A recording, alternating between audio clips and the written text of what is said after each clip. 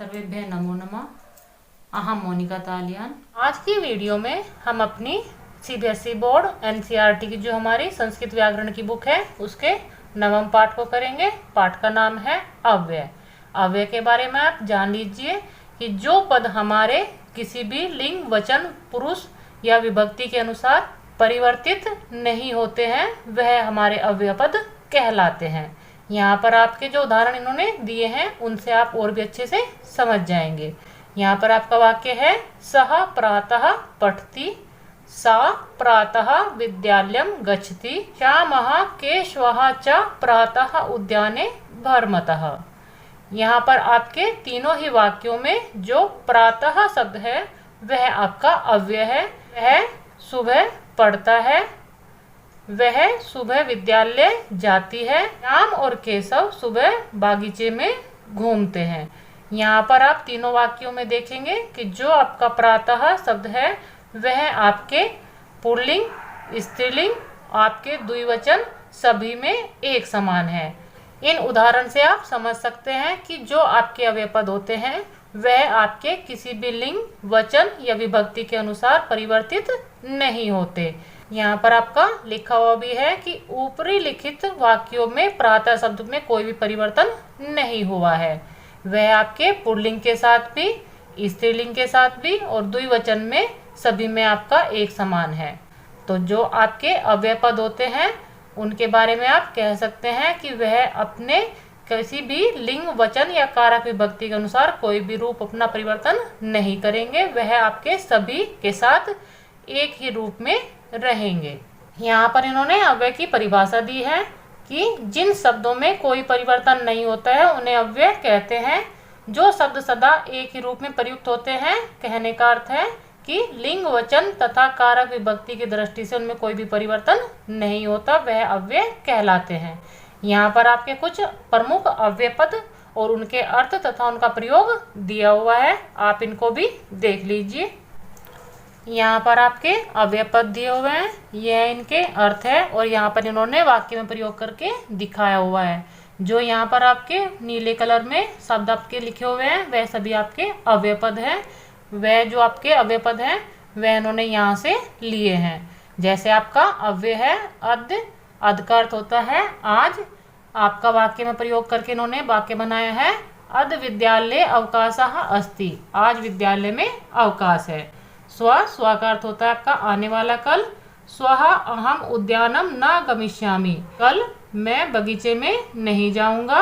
ह्यः का अर्थ होता है आपका बीता हुआ कल। ह्यः रविवासरः आसीत्, कल रविवार था। प्रातः, प्रातः का अर्थ होता है सुबह। अहम प्रतिदिनम प्रातः भ्रमामि, मैं हर रोज सुबह घूमता हूँ। सायं, सायं का अर्थ है आपका शाम। गोपालः सायं मित्रैः सह क्रीडति, गोपाल शाम के समय मित्रों के साथ खेलता है। च, च का अर्थ होता है और। श्यामः केशवः च पठतः, श्याम और केशव पढ़ते हैं।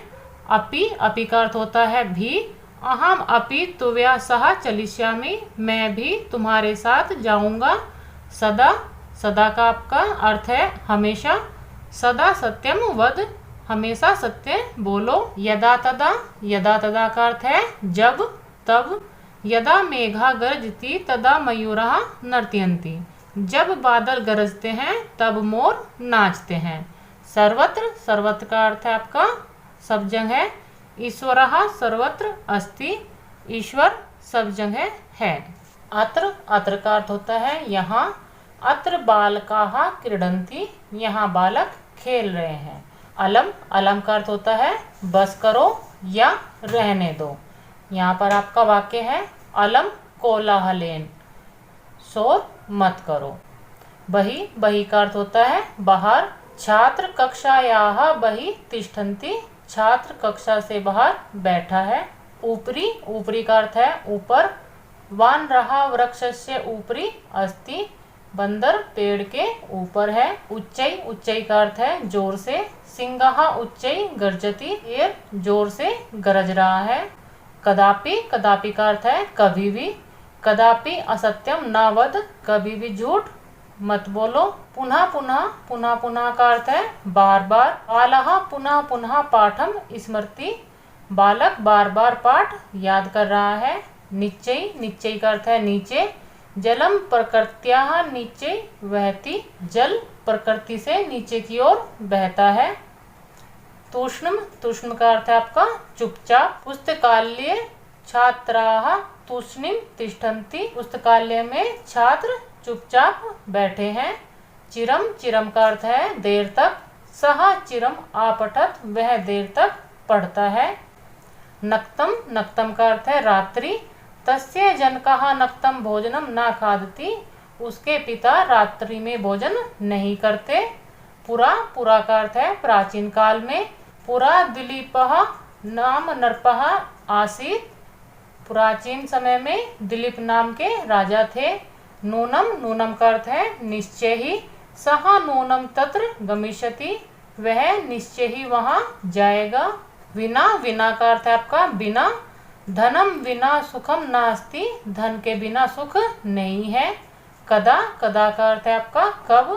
त्वम कदा गमिष्यसि, तुम कब जाओगे। यहाँ पर इन्होंने आपके 25 अव्यय पदों को बताया है। इनसे अलग भी आपके बहुत सारे अव्यय पद होते हैं, लेकिन आपको केवल इतना ही ध्यान रखना है कि आपके अव्यय पद किसी भी लिंग, वचन, कारक या विभक्ति के अनुसार अपना रूप परिवर्तन नहीं करते हैं। वह आपके इन्हीं रूप में आपके वाक्य में प्रयोग होंगे, चाहे आपके वाक्य में पुल्लिंग के लिए बात हो रही है या स्त्रीलिंग के लिए, वह आपके इसी रूप में प्रयोग होंगे। यहाँ पर आपका इस पाठ का अभ्यास कार्य कराया गया है। इसमें आपका प्रश्न संख्या 1 है, मंजूषा से अव्यय चुनकर रिक्त स्थानों की पूर्ति कीजिए। यह जो आपकी एक मंजूषा इन्होंने दी हुई है, इनमें आपके कुछ अव्यय पद लिखे हुए हैं और यहाँ पर आपके कुछ वाक्य बनाए हुए हैं। यहाँ पर आपको अपनी मंजूषा से अपने अव्यय पद चुनकर इन वाक्यों को पूर्ण करना है। यह कार्य मैंने आपका किया हुआ है, आप इसको एक बार समझ लीजिए। मम माता एव भोजनम पचती, मेरी माता ही भोजन बनाती है। ईश्वरः सर्वत्र अस्ति, ईश्वर हर जगह है। सः कक्षायाम उच्चैः हस्ति, वह कक्षा में जोर से हंसता है। उल्लूकाः नक्तम भ्रमन्ति, उल्लू रात में घूमते हैं। सा प्रातः उद्याने भ्रमति, वह सुबह उद्यान में, उद्याने का अर्थ होता है आपका बगीचे में, भ्रमति घूमती है, वह बगीचे में घूमती है। पुरा दशरथः अयोध्यायाः नरपः आसीत्, प्राचीन काल में दशरथ अयोध्या के राजा थे। अहम अपि विद्यालयम गच्छामि, मैं भी विद्यालय जाती हूँ। वृक्षस्य ऊपरी चटकाः कुंजन्ति, वृक्ष के ऊपर चिड़ियाएं बोल रही हैं। त्वम कुत्र गच्छसि, तुम कहाँ जा रहे हो। तब सः आश्रमात् बहि आगच्छति, तपस्वी आश्रम से बाहर आ रहे हैं। यहाँ पर आपकी प्रश्न संख्या 2 है।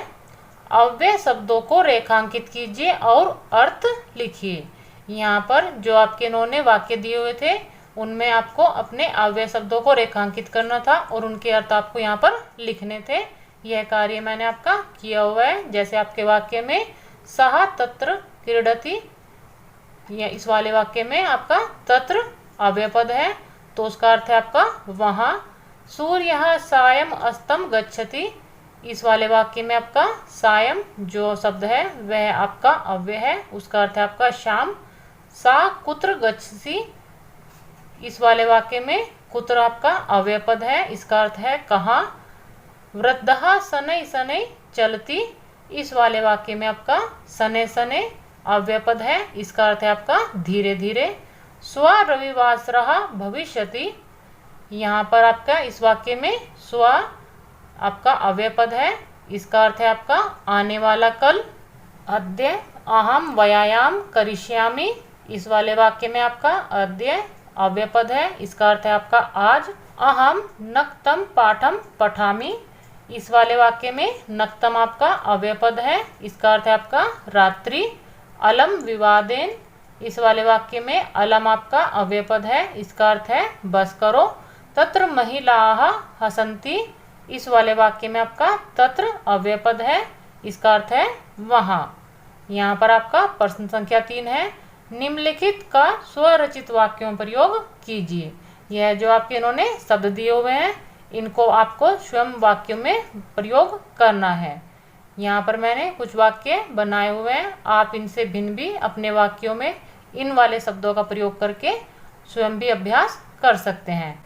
यहाँ पर आपका शब्द है नक्तम, तो मैंने वाक्य बनाया है मोहना नक्तम न भ्रमति, मोहन रात में नहीं घूमता। सर्वत्र, सर्वत्र वाले शब्द को मैंने अपने वाक्य में प्रयोग किया है। वायु सर्वत्र अस्ति, वायु हर जगह है। प्रातः आपका शब्द है, इसको मैंने वाक्य में बनाया है सूर्यः प्रातः उदति, सूर्य प्रातः यानी कि सुबह के समय उगता है। यहाँ पर अगला शब्द है आपका स्व, स्व का वाक्य में प्रयोग किया है मैंने अहम स्वः दिल्ली नगरम गच्छामि, मैं आने वाले कल में दिल्ली नगर जाऊंगा। अद, अद का मैंने प्रयोग किया है त्वम अद न पठसी, तुम आज नहीं पढ़ रहे। कुत्र, कुत्र का मैंने वाक्य बनाया है रामः कुत्र अस्ति, राम कहाँ है। बहि, बहि का आपका वाक्य प्रयोग किया है गृहात् बहि वृक्षः अस्ति, घर के बाहर वृक्ष है। उच्चै, उच्चै का आपका वाक्य बनाया है सिंहः उच्चै गर्जति, शेर जोर से गरजता है। अपि, अपि का मैंने वाक्य प्रयोग किया है भवान अपि आगच्छतु, आप भी आइए। च, च का प्रयोग किया है रामः मोहनः च खादत, राम और मोहन खा रहे हैं। यहाँ पर आप अपने वाक्यों को इनसे भिन्न भी बना सकते हैं, लेकिन आपको अपने इन शब्दों का प्रयोग अपने वाक्य में करना होगा। यहाँ पर यह आपका अव्यय वाला पाठ समाप्त हो जाता है। अव्यय वाले पाठ में आपको केवल इतना ही ध्यान रखना है कि जो आपके अव्ययवाचक शब्द होते हैं उनमें आपके किसी भी लिंग वचन विभक्ति के अनुसार कभी भी कोई परिवर्तन नहीं आएगा। मिलते हैं अगले पाठ की वीडियो के साथ। सर्वेभ्यः नमो नमः।